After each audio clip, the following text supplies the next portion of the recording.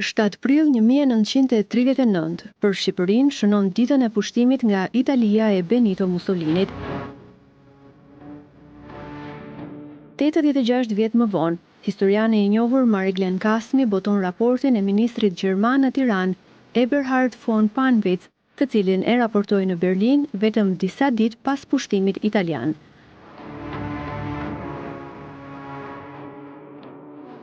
Kasmi vlerëson se ky raport i detajuar që mban datën 15 prill 1939 është i rëndësishëm jo vetëm për faktin se ministri gjerman analizon me statusin e dëshmitarit okular, por edhe sepse ky raport mund të konsiderohet si i paanshëm, meqense Gjermania në këtë periudhë nuk kishte interesa direkte ndaj Shqipërisë.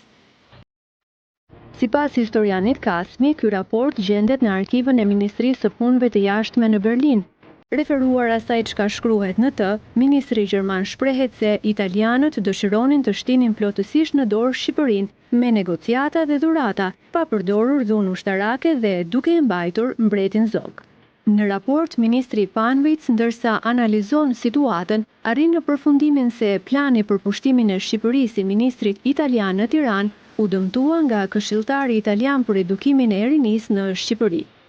Ky person pasi dështoi në misionin e tij në Shqipëri, zhvilloi me iniciativën e tij dhe me paratë e partisë një aktivitet agitator. Në fillim, kur ai tentoi të krijonte në Shqipëri organizata të rinj, sipas modelit italian, aktiviteti i tij ishte publik, por kur qeveria shqiptare një vit më parë ndaloi atë për të ushtruar këtë aktivitet, ai e vazhdoi punën e tij në ilegalitet.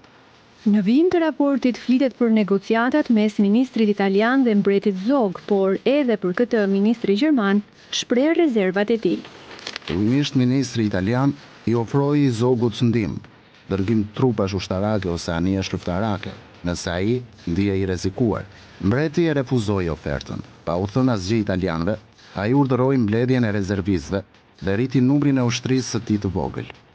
Unë nuk kam dëgjuar asnjëherë dhe paraprakisht nuk mundem të besoj që mbreti u kishte kërkuar italianëve ta ndihmonin atë duke dërguar trupa ushtarake dhe që atyre u ishte dashur ta refuzonin një kërkesë të tillë, siç italianëve tani u pëlqen të tregojnë.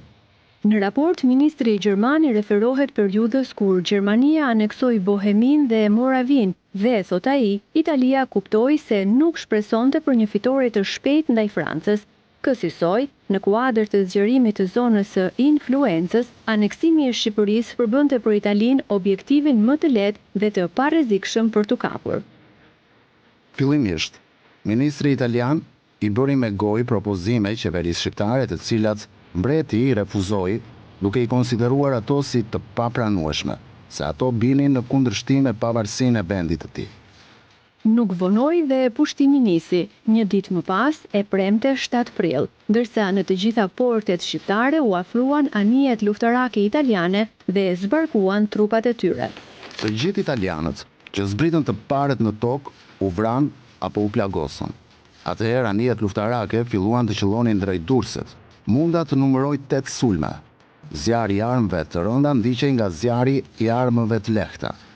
Konsumi i municionit nga ana e italianëve duhet të ketë ndjellë frikën e popullsisë dhe ushtarëve. Italianët zbarkuan në mbrojtjen e anijeve të tyre dhe në orët e para të mëngjesit pushtuan Durrësin dhe rrethinat e tij. Betejë e të premtes së zezë dëgjoi qartë deri në Tiranë. Në raportin e përkthyer të plot nga historiani Kasmi, ministri gjerman shprehet se nuk e ka një shpjegim se përse mbreti zog në këtë moment, i cili në raste të tjera ishte treguar i zgjuar, nuk i pranoi kërkesat e italianëve.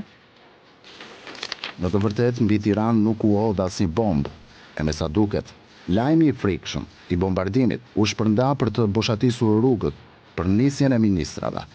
Vetëm mbreti doli nga qyteti mbi kal dhe vetëm pasi doli jashtë qytetit, hipi në makinë. Ai nuk u përpoq askund të bënte rezistencë, por u aratis në Greqi. Raporti përfshin edhe mbërritjen e kontit Ciano në Tiranë një ditë pas pushtimit, për të cilin thot se shqiptarët e pritën me duar trokitje apo sipas nderimit fashist, ndërsa pyetja që të gjithë i drejtonin vetes ishte: a do të jemi tani një provincë italiane?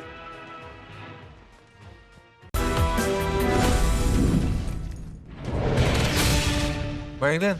Tirana ishte zbukuruar me rastin e lindjes princit, nuk është se Tirana u zbukurua për të pritur Kontinçano Po, apo se për të duhet pritur të që italianët. me datë 6 prill kishte lindur Prince Lega. Tu mund të dallojmë se sa let mund të manipulohet opinioni historik, qoftë me pamje, fotografi Se pamjet janë të rënda në Po, vetë. sigurisht.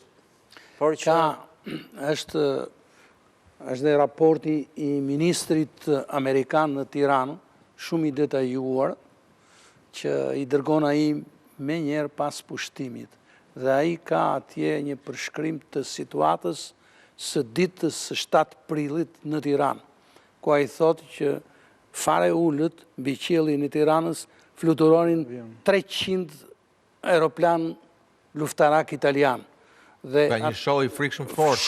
Po, një edhe në këtë kohë ishte i frikshëm. Po, i frikshëm. 300 aeroplanët të cilat shpërndanin edhe fletushka, e mbushnin kryeqytetin tha, dhe unë mora vesh që trupat italiane zbarkuan në Durrës nga një telefonat që më bëri në orën 5 të mëngjesit, thot, gruaja e ministrit fuqiplot anglez Ryan në Durrës, se anglezët e mbanin misionin e tyre në Durrës, dhe ajo i telefonojnë 5 mëngjesit, dhe ai pasaj atë shpjegon se si një ditë përpara raporton, një ditë përpara e kishte pritur Zogu, në datën 6 prill mbasdite.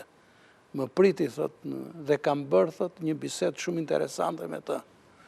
Edhe Zogu në kulmin ishte, tha, kam parë një burr, tha, në atë moshë dhe në atë pozicion, thot, që ishte shumë i trishtuar dhe gati po qamte, thot.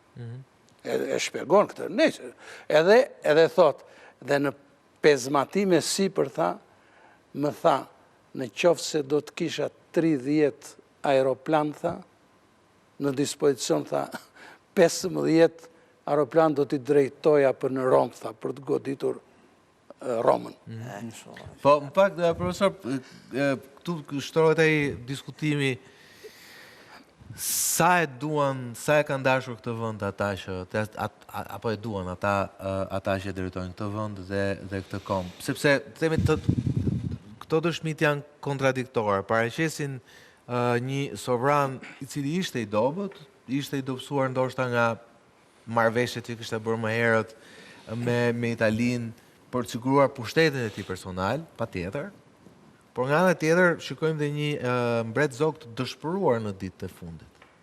Pastaj në sekondën e fundit shikojmë duke ikur me vrap. Pra themi, këtu është ajo ideja, këta njerëz e kanë dashur, janë patriot apo s'janë patriot? Këta njerëz përcaktohen përgjithsisht si njerëz pa skrupuj. Politikan. E kam fjalën politikan pa skrupuj. Ja, me Zogu ishte një Zogu politikan i ka Zotit. qenë i tillë. Zogu që në fillimet i Zoti shejtan, do me thënë, le ta themi. Nuk është se nuk i ka pasuesit dhe sot në skenën aktuale. Problemi që këta... E kuptojmë mirë se çfarë ka qenë. Zogu ka qenë i Zoti me popullin e vetë. Dakord, për të imponuar pushtetin mbi popullin e tij, me të huajt pasaj ka qenë e ka dredhur me të gjithë. Mos harrojmë me Jugoslavët, që në vitin 1915. Që në vitin 1915, tregon ky Nikol Ivanaj, në librin e tij, ka qenë përkthyes në takimin e parë, 1915, Zogu me Pashiqin, të gjitha ato që realizuan italianët në 39-ën, ishë u shkruan aty midis Zogut dhe Pashiqit. Do më thënë, do bëj një bashkim personal i Shqipërisë me Jugoslavinë. Zogu do ishte kryeministër i përhershëm. Kjo është marrëveshja e Gushit 1924. E 24-ës, kjo. E qartë. Do më thënë, aty jemi, personazhi është i njëjti. Në kushte të tjera. Pasi u kthyen pushtet, ama... Në 15-ën... Pra edhe mund të qenë pragmatist në deklarata, por në faktikisht... Po çfarë bëri? Kjo nuk ndodhi. U lidh me Italinë. Po pra... U lidh me Italinë. Ndoshta i përdori Jugoslavët për të rikthyer në pushtet, por ama i mbajti ata larg. Më fal tani, po flasim për vitin 15, pastaj në 24. 24 ne referohem. Dhe të njëjtat marrëveshje, po themi, antikombëtare, ne i quajmë sot, antikombëtare, i kanë shkruar dhe në 15 dhe në 24. Në 24 e diti, qarë ishte pika e parë Pika e parë thotë që Shqipëria nuk do ketë ushtri, do e shpërndante ushtrinë. Dhe e bëri sa erdhi. Gjë e parë që bëri shpërndau ushtrinë. Edhe sepse kishte në qik fri nga ushtria. Ushtria i kishtë qëndruar një qik këshu edhe gjatë kohës që ishte kryeministër.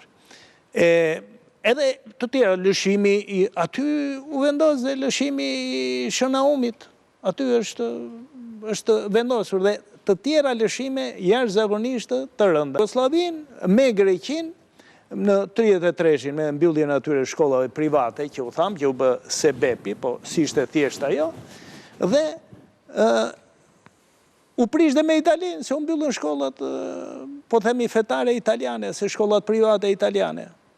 Edhe sepse i bëri ca rezistencë, do me thënë, filloj t'i rezistoj, filluan problemet, Italia kërkon të merte portet, aeroportet, apo jo, që ta bënte baza, i që projekti saj Shqipëria, bazë për t'u shtrirë në Balkan.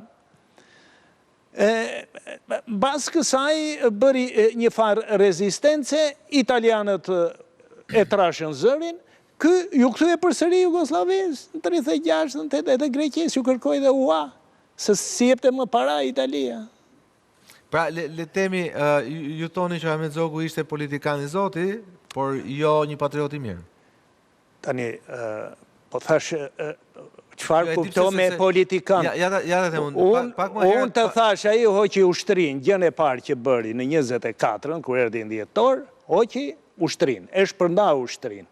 Dhe mbajti gjandarmëri. Gjandarmëria për qëfar është? është për të rafur popullin tënë dhe për të mbajtur rendin. Ose e thënë për të rafur. është një farë milicie. Dhe ushtrin e bëri në presionin italian, kur u lidh me italianët pëse. Tani, ja di pse bëjë të pyte, pak më herët nuk e ti po e bënim gjatë publicitetit, Marin Glen, pra u diskutua qëndrimi që Enver Hoxha mbajti ndaj i ndryshëm që a i mbajti gjatë luftës, ndaj Amerikanëve dhe ndaj Britanikëve. Pra ishte temi nuk ishte asgjë ndaj Amerikanëve, por ishte shumë skeptik ndaj Britanikëve. Kjo vinte për shkak se le temi Britanikët nuk donin një Shqipëri të fortë, apo për shkak se ati thjesht e shikonte që ata nuk mund t'i kishte alat nesër kur ai të merrte pushtetin.